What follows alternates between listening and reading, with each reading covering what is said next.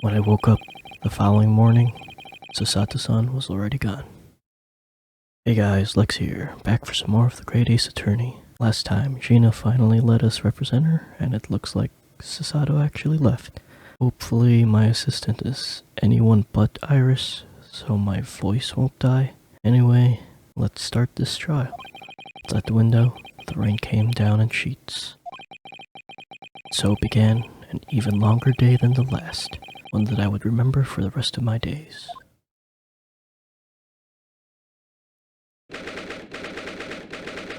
"17th of April, 9:32 a.m. The Old Bailey, Defendants' Antechamber.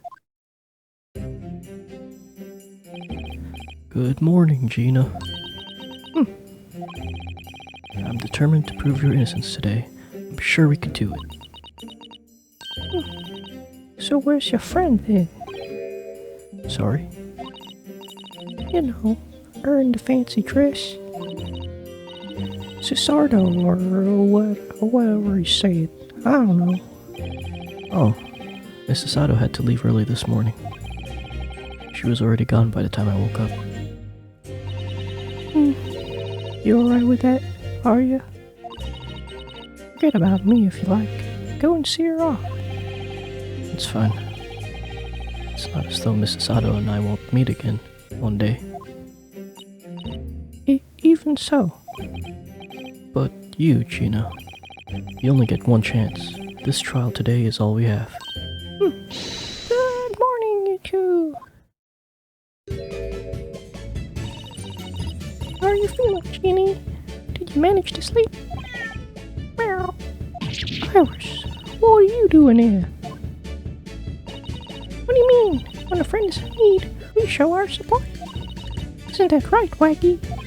Meow. Ah, Wacky! Great way to show your support, kitty. Send him have a nose around. What all can it do? Oh, that reminds me. I bought a paper on the way here.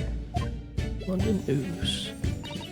Now, would you like the good news or the bad news?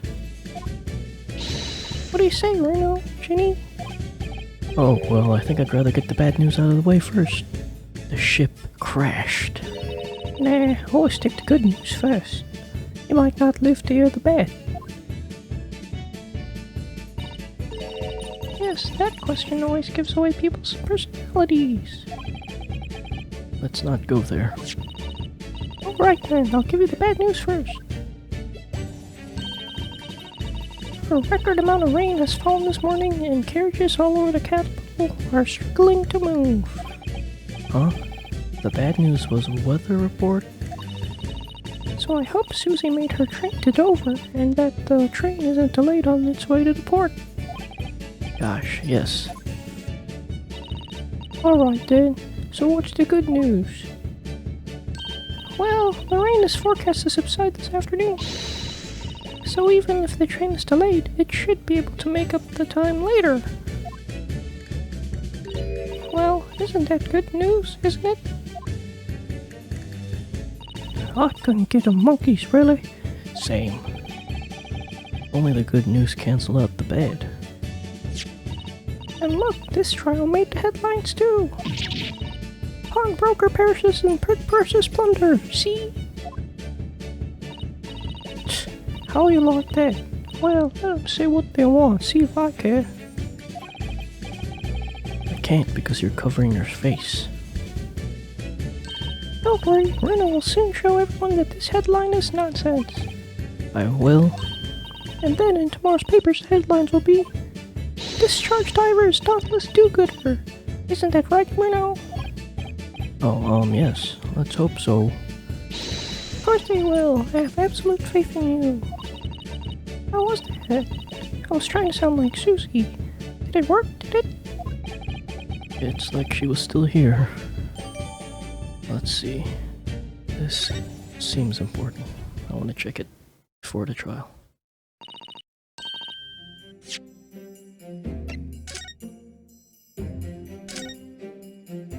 Pawnbroker perishes and pick purse plunder. How awful for Ginny, I mean. Tomorrow's headline will be Discharge Diver is Dauntless Do-Gooder, right? Something like that. If possible, I'd like to go even bigger. Bigger? How? Proud pickpocket protects planet post-trial, perhaps. Protects planet? Oh, I can't wait for tomorrow now. It's going to be great.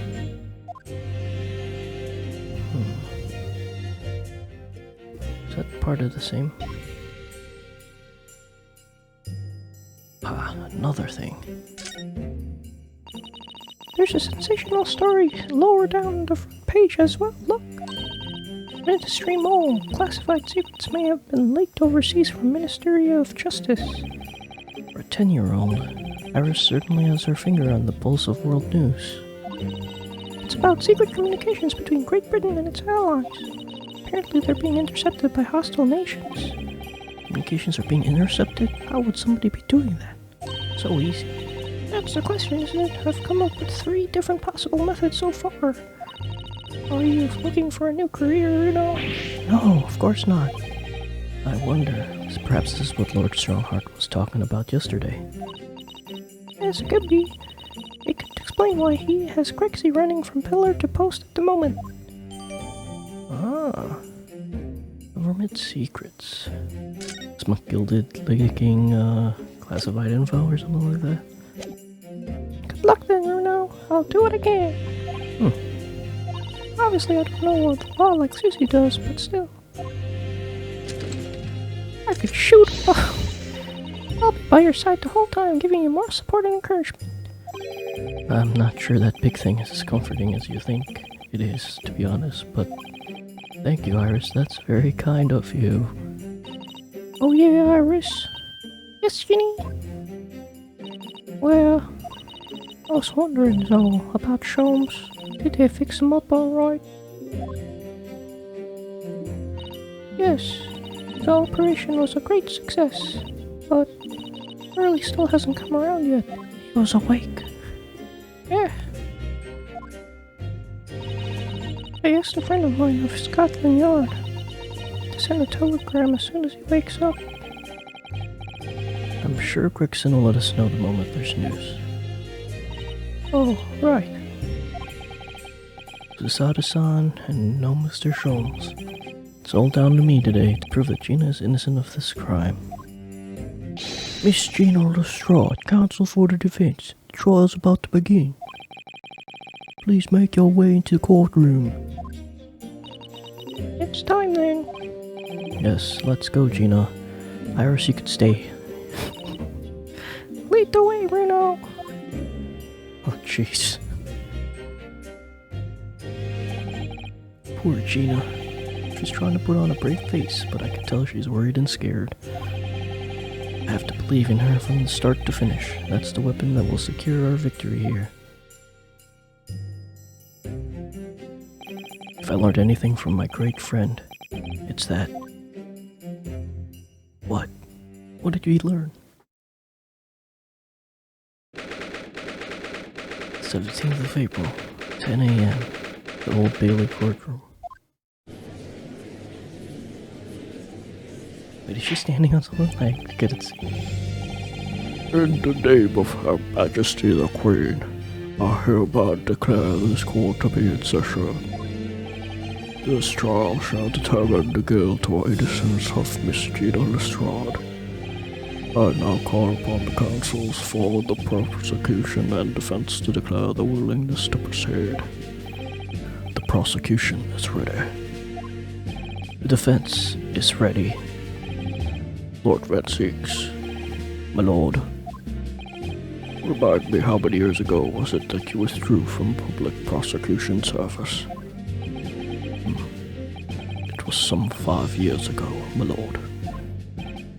Yes, but 2 months ago you resurfaced somewhat unexpectedly, and here you are again today. Are there some circumstances of which the court should be aware that have led to this erratic behavior?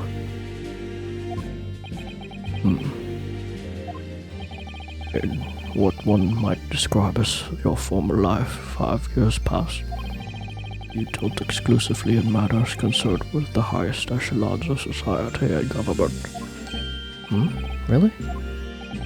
Yet today, he chose to try a simple case of burglary and murder.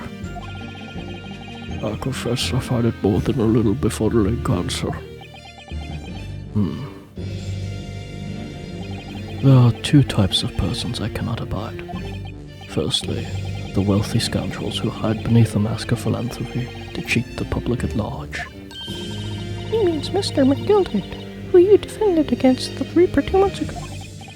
Yes, I just about managed to work that out, thank you, Magnus McGilded. If I'd known what a monster he was, I never would have defended him. And secondly, even more loathsome, those wily scoundrels who masquerade as allies only to effect total betrayal in the final hour. In other words, the confident tricksters from those tiny islands in the far east, the Nipponese. So he's racist. What? Did he really just say that? He means you now. Oh no. I actually managed to work that out too. Thanks, Iris. Total betrayal? What are you talking about? That torrid look of hatred in Lord Van Zeek's eyes. Was that directed solely at me? Or was he talking about all Japanese people? An alarmingly scathing explanation, Lord Van Zeeks. Still, the judiciary welcomes the return of the so-called Reaper of the Bailey, feared by all London's malefactors. Your lordship is too kind. Now, jurors, the 6 of you have been selected at random to represent the will of the people in this trial. Oh! What? Oh wait, that actually is him. So we have 3 repeat jurors and a Russian revolutionary, Bolshevik, or something like that. Are you ready to hear the evidence placed before you and determine the guilt or innocence of the defendant? Former lieutenant in the British Army here. Don't you know, chaps like me were born and ready.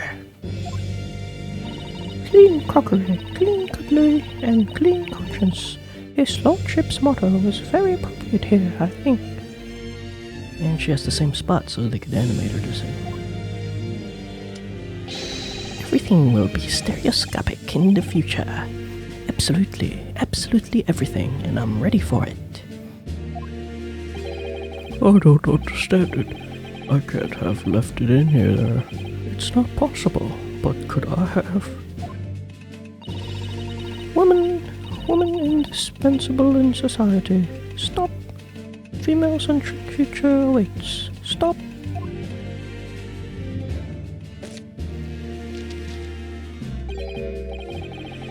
Good day. I am visiting London for sightseeing. I would like to take bus to Crystal Tower, please. That's what I thought. Isn't he trying to blow up the Crystal Tower? Something wrong, Runo? Not exactly. It's just... I'm fairly sure I recognize these jurors. Almost all of them, in fact. Except for that middle guy. Really? Funny coincidences like that do happen from time to time, don't they? But it's quite strange. The jurors are chosen at random from London's 6 million inhabitants, you know. And two of them, are repeats.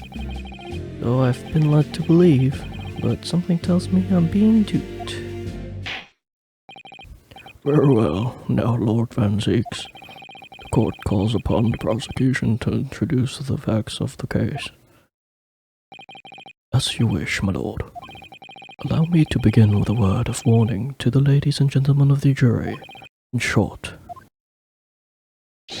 there has never been a more self-evident case of cold-blooded murder. The victim, Mr. Pop Windibank, proprietor of a pawn shop on Baker Street, was shot from behind and died instantly. The prosecution presents this photographic print of the crime scene. As the court will observe, there's a single bullet wound just below the gentleman's left shoulder. The evidence suggests that the bullet pierced the man's heart, resulting in near-instant death.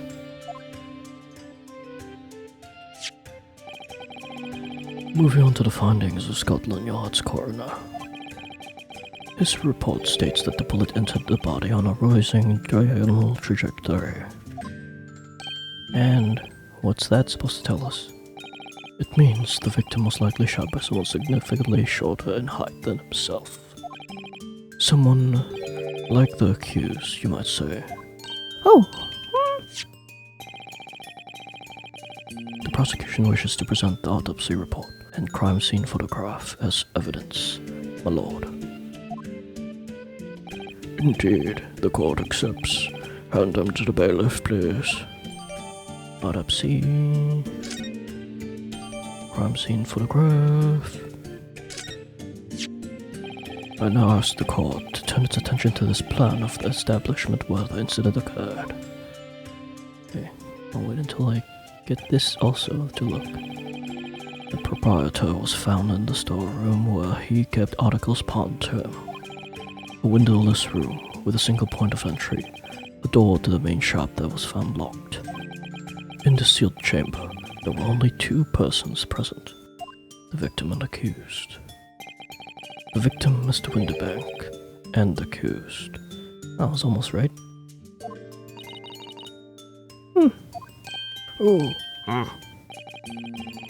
It may further interest the court to know that when the accused was discovered at the scene, she had in her hand the gun used to fire the fatal bullet.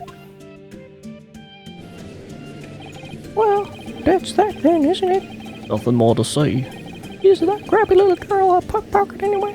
He's one of those filthy crabs that live in the slums of East End. Well, it was only about a toilet before the blood got on the What the jury's waiting for? That girl's guilty as hell. We can't jump to conclusions here. We mustn't assume her guilt because of what she has had to do to survive.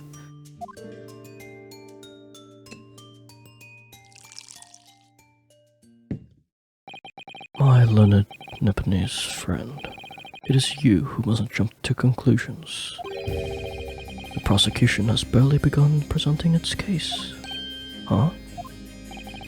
Conveniently, this appalling act of murder did not go unobserved. There were witnesses. Good gracious. By the actual murderers. After their testimony, this girl's true nature will be exposed. Pitiful pickpurse or cold-hearted killer. Here's to establishing the truth. The court will take the floor plan and firearm into evidence. Hand them to the bailiff, please, Lord Van Sakes. At once, my lord. A crime scene floor plan. Winterbank's revolver. This isn't good. Now I could look at all the evidence. 4. Pop. Pop Winterbank. 1 to 130. That's me. Single bullet.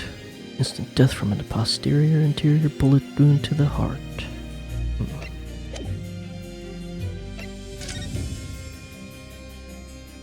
Okay. I was like, but the left is right here.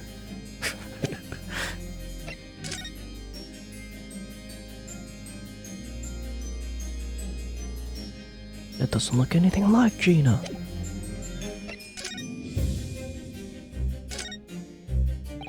This is Mr. Winterbank's gun. The cylinder is completely empty. Mr. Winterbank always used to keep this gun to hand on his shop counter. What? Yes, but only ever with a single bullet loaded. I understand. That's right, to keep all the pawned articles that were in his care safe. But his one bullet was fired that night, and the poor man lost his life. Was he protecting his shop, I wonder? Trying to keep the article safe? No, now it's to commit suicide.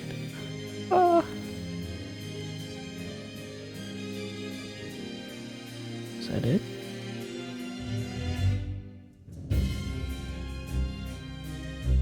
Don't mind me looking into the barrel. Oh, they even have the rifling. Actually made it look good.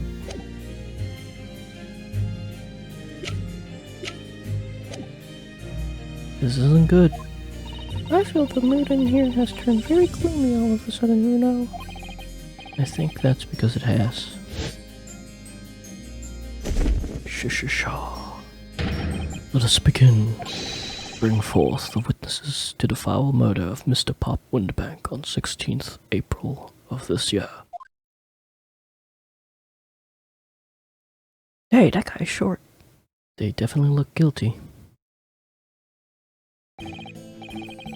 Witnesses, state your names and occupations for the court. Name's Nash. Name's Nash Skulkin. Occupation is, baddie. Professional baddie. Nash, like pear in Japanese, nashi. Oh, and an apple, Ringo. Okay. Name's Ringo Skulkin. Occupations, same as Du Bois Gregson. Scotland Yard Inspector. That's right. We're what they call the three Skulkin Brothers.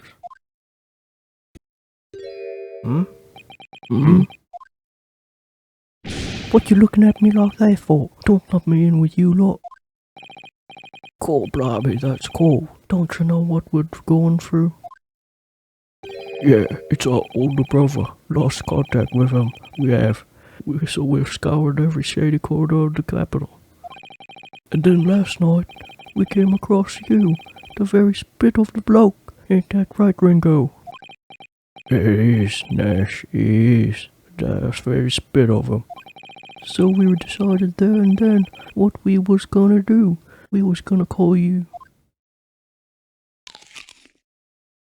Big Brother Sulky. Come on, leave it out, you two. Sulky Skulkin, that's before he's run out of chips. Well done, Inspector Sulky. Well done, Inspector Sulky Gregson. Begging your pardon, my lord, but the name's Tobias. What I would like to know, Inspector, is what you are doing in the witness stand. The Skulkin Brothers are currently under arrest, my lord, on suspicion of theft. Thieves are there? There is three. No, my lord. Begging your pardon, but please don't lump me in with this law. 2 nights ago, these two brothers illegally entered an establishment with intent to burgle. And in the course of their nefarious activities, they became embroiled in a far more sinister crime. By Jove, you mean to say, what an extraordinary coincidence. They couldn't have possibly been the ones to actually murder him. Indeed, my lord. While attempting to burglarize the pawnbrokery, they witnessed its proprietor's murder. See, Iris also has something to stand on. Order. The various trespasses of these brothers is not the subject of today's proceedings, though they will naturally face trial in the very near future. With your lordship's permission, I'd like to remain in the stand to keep these gents on the straight and narrow. Of course, Inspector. Skeptical as I am about the caliber of these witnesses, I will permit them to take the stand. Mr. and Mr. Skulkin, you may now testify before the court.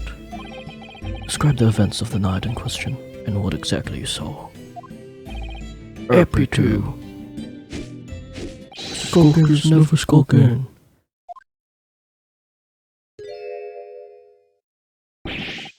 Get out of it. I like these guys. Legal entry. We was walking down Baker Street in them small hours, and the gaff's door was ajar, see? It was like some kind of sign, begging for us to go in, it was. But once we got inside, Cold Blummer, we heard a gunshot from the back room. We went to see what was what, but the door was locked from the inside. We never done nothing, Governor. We never took nothing. We just left after that, nice and quiet, and shot that Holmes guy. terrible coincidence, it would seem. At the precise moment these miscreants enter the property, an even more sinister crime was afoot. The witness's testimony is consistent with the crime scene in every detail. The door providing access to the storeroom from the main shop was indeed locked from the inside, and within, only the victim and the accused were found.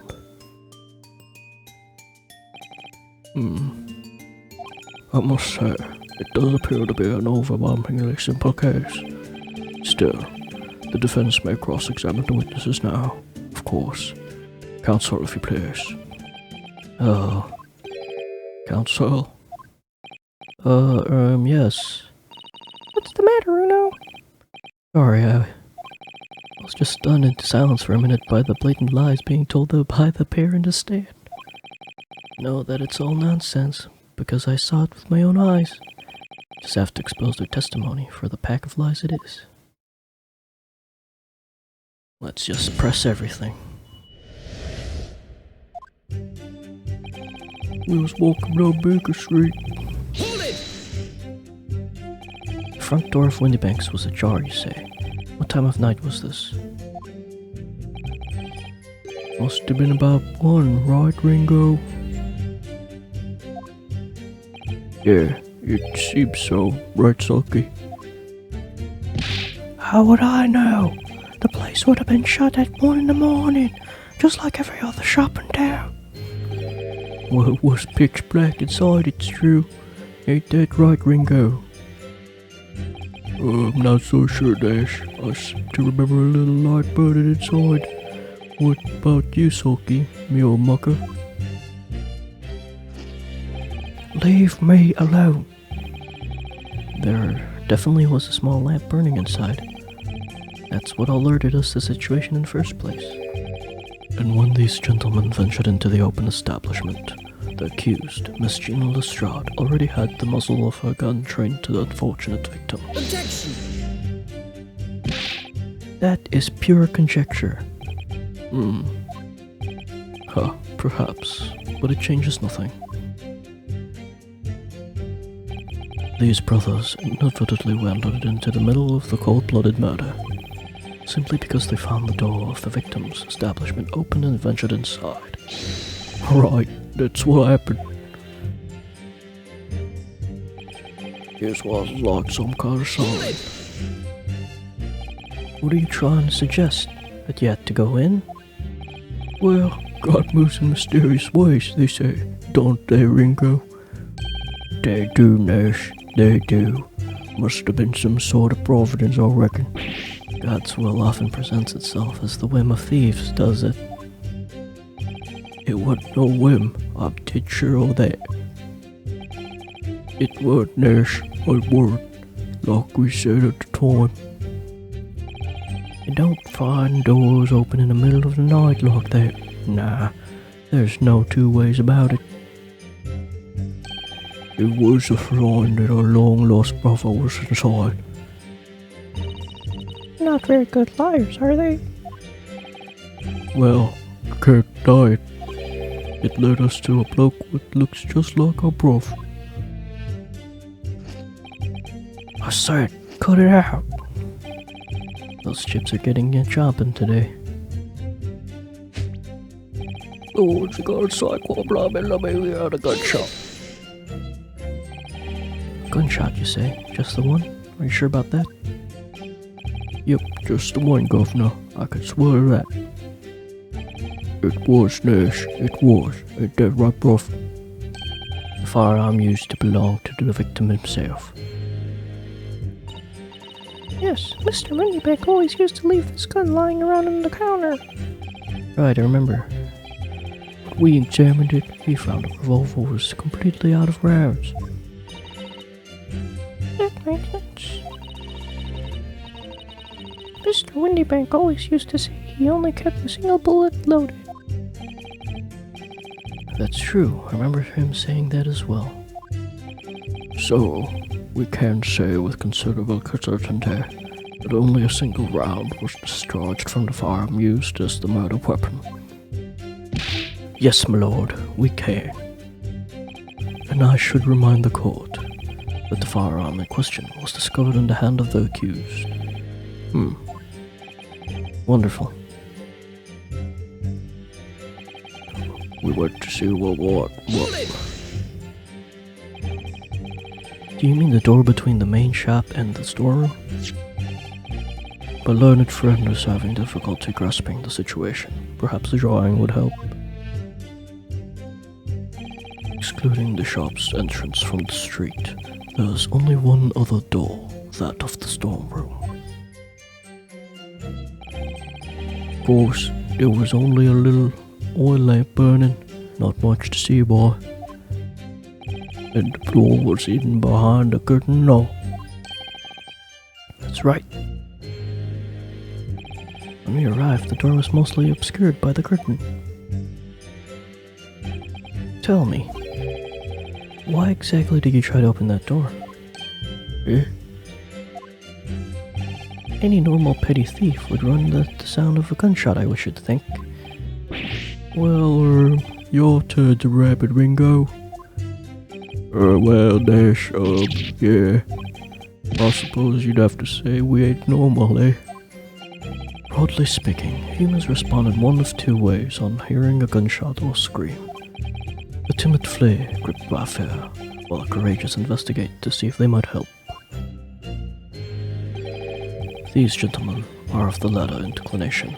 My learned Nipponese friend, it would seem, is of the form. Alright, somehow I just proved that I was a coward that night. Thank you, counsels. So I believe we all understood that the door was locked and could not be opened. Proceed, witness. We never done nothing, Governor. We never took nothing. You didn't do or take anything? Is that your story? Well, it was bedlam soon as, wasn't it? It was, Nash, it was. Didn't even have time to pull me dukes and ordered me lucky pockets. So with no time to take your hands out of your pockets, you just left nice and quietly, you say? That's right, Governor. Nothing we hate more than violence. Peace-loving nibblers we are, not bludgers. We are, Nash, we are. Never even pulled me dukes out of me lucky pockets. So you'd clearly like us to believe. Eh, come again?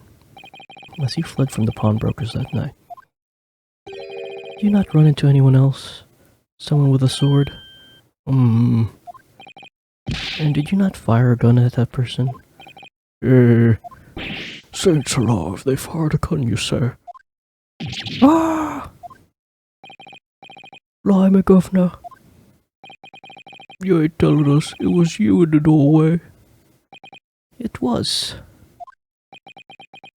Why the bleeding, Nora? Didn't you mention that before? You were armed with a gun. And as you fled the scene, you fired that gun at London's greatest detective, Sherlock Holmes. They shot the great Detective Holmes. I did hear that, actually. There was a rumor he had been rushed to the hospital. The great Holmes. That's beyond the pale. On the night in question, this pair were arrested by the police within minutes of the discovery of the crime scene. Their suspicious countenance rapidly gave them away. And when searched, a firearm was indeed found in their possession. Oh! Furthermore, the barrel shows signs of a shot having been fired from it. The prosecution invites his lordship to examine the firearm recovered from these brothers. Yes, indeed, remnants of powder around the muzzle, as you say, counsel. The court will now hold this weapon as evidence. His brother's gun.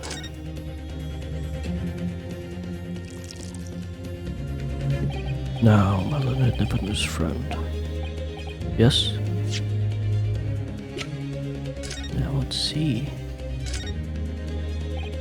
So there's ammunition still loaded in 5 of this revolver's 6 cylinders. Yes, which tells us only a single shot has been fired from it. Exactly. A bullet that hit Hurley, in fact, isn't it? Yes, it happened almost as soon as we walked in through Windybank's door. Oh, I'll make those brothers pay.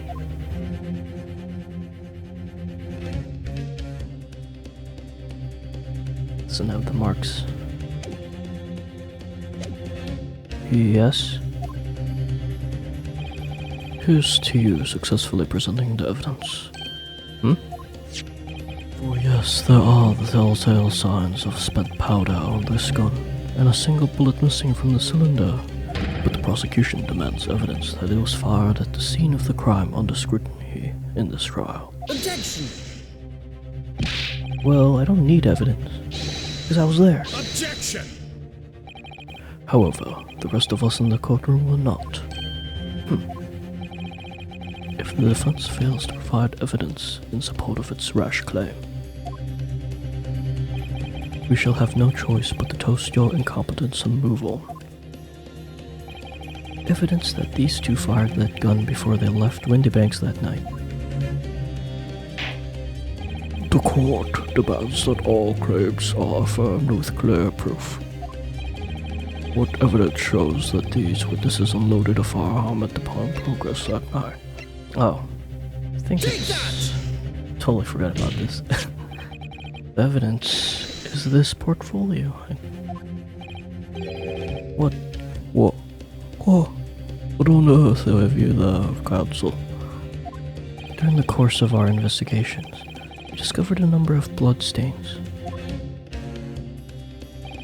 Not trusting the police to do the job they're trained to do?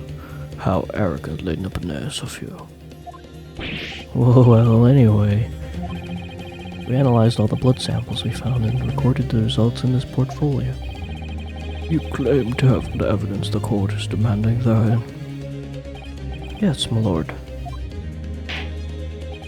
No more dallying then, counsel. Present the pertinent evidence at once. What do you have in your portfolio that provides these witnesses unloaded the firearm at the scene? Yeah, I was like, where is that evidence that had the bullet on it? Take that! What is that? Explain. It's a photographic print taken at Windybank's pawnbrokery at the day of the incident. From the scene of the crime, is it? Is that a bullet hole? And if my eyes do not deceive me, it appears the bullet is still lodged there. Yes, as your lordship noticed. The bullet pierced Mr. Windybank's calendar. The date shows being the 16th of April, the very day of the pawnbroker's death. The incident occurred at 1 hour after midnight, but this indicates that the separate shot had been fired sometime after the calendar had been set to the 16th. That's right. And while it isn't irrefutable, the defense believes this is credible evidence that the witnesses did fire a round from their gun in the pawnbrokers that night. No!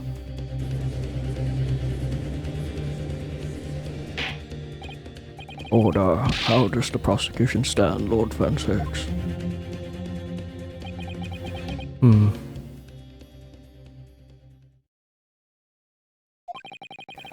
If that is the direction of my learned friend wishes to take, the prosecution has no objection. What?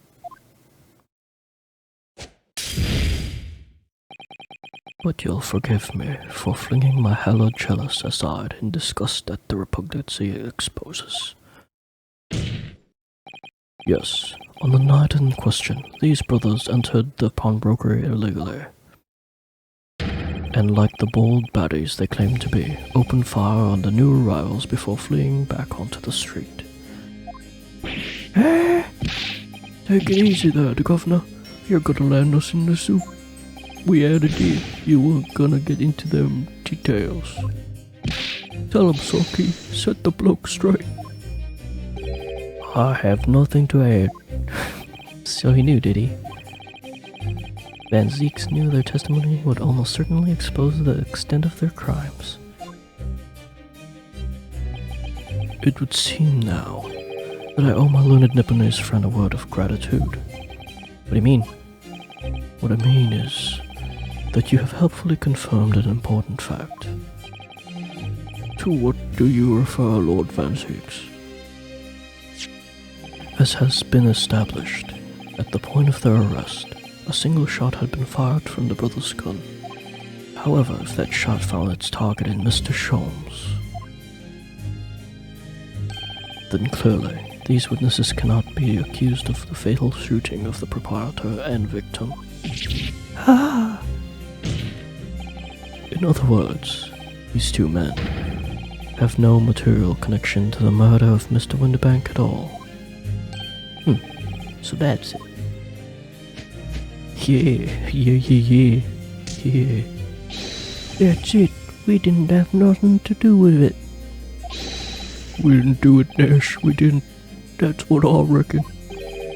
Your crimes include unlawful entry, intent to steal, perjury, and let us not forget, attempted murder. Quite a catalogue, eh, fellas? We're in for it now, bruv. Now then, let us take a moment to consider the aforementioned great detective, Mr. Sherlock Sholmes. It would seem the man patronized the pawnbrokers in question somewhat regularly. Where's he going with this? Mr. Sholmes appears to take pleasure in tinkering with eccentric machinery. Eccentric? Says who? Not me, don't give me that look. He installed a pair of machines like this one in the victim's shop. I was looking for that. Oh. That's one of Hurley's red-handed recorders. What is that, Consul? It has the appearance of a photographic contraption. As your lordship has surmised, it is indeed a camera attached to a small timing device. Every half hour, it automatically photographs the interior of the establishment. The idea being that if a thief were to break into the shop, he would be caught red-handed. The prosecution has obtained the photographs taken by the device on the night in question. PM. It's too fast. Let me continue on my own. As the court will observe, copious identical prints are produced in quite desultory fashion. Rather prodigal, I feel. In fact, there were 2 such devices in the victim's shop, my lord. If I may refer to the court to the plan of the premises, their respective positions are here and here. You say these cameras produce a print every half hour. I'm afraid I fail to see how that would help if the anticipated thief conducted his activities in one of the many 30-minute intervals. One can only pray that the would-be criminal lingers, my lord.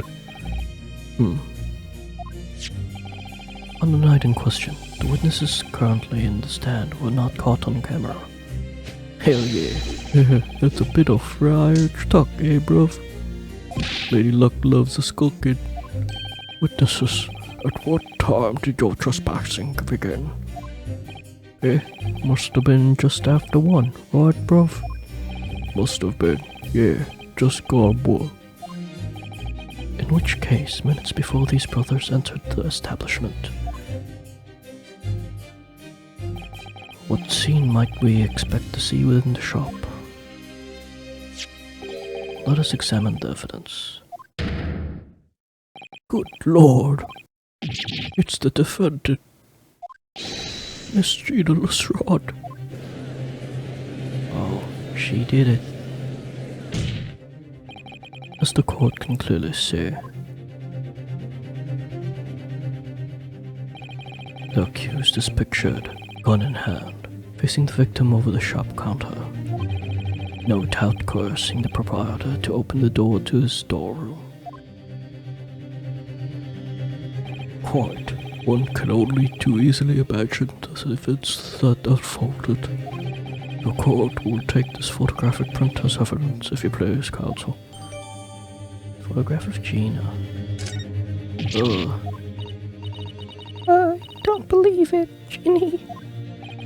In short, I want to see that. Oh, look at the dog. And the cat. You anything suspicious?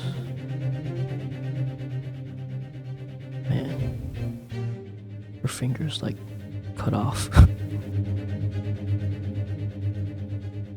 That really her. In short, the accused is the only person who could have possibly killed Mr. Winterbank. Ah! I say, my lord.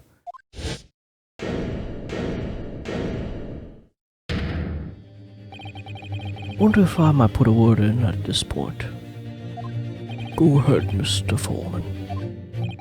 Took a bally bullet to the knee in the Battle of May 1, 1880, don't you know?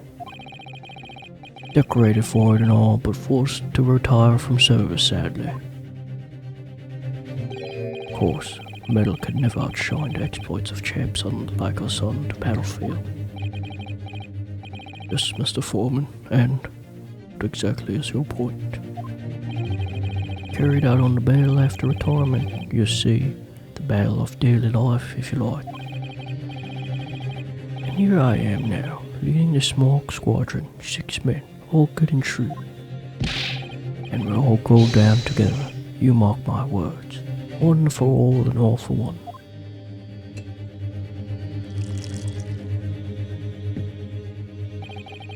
The ladies and gentlemen of the jury have reached agreement, have they?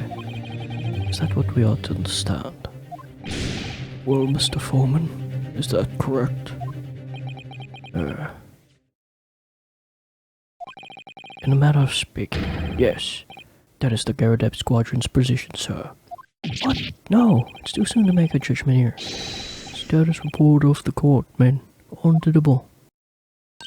His lordship insists on promptitude at all times, and that goes for making decisions, too. I think you'll find the truth is as clear as day now. I could reach out and touch it. I would have left it in there. I just wouldn't. But in all honesty, I can't actually remember. Situation clear. Stop. No room for doubt. Stop. Truth now undeniable. Stop. I am really sorry for brothers. They are unlucky. Very well.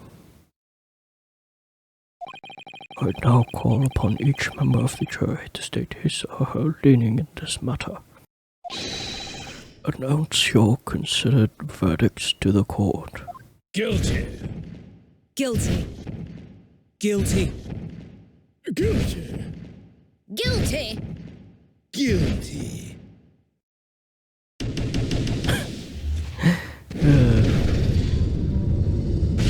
Alright, I think I'll end it here, and next time we'll continue on with the summation examination.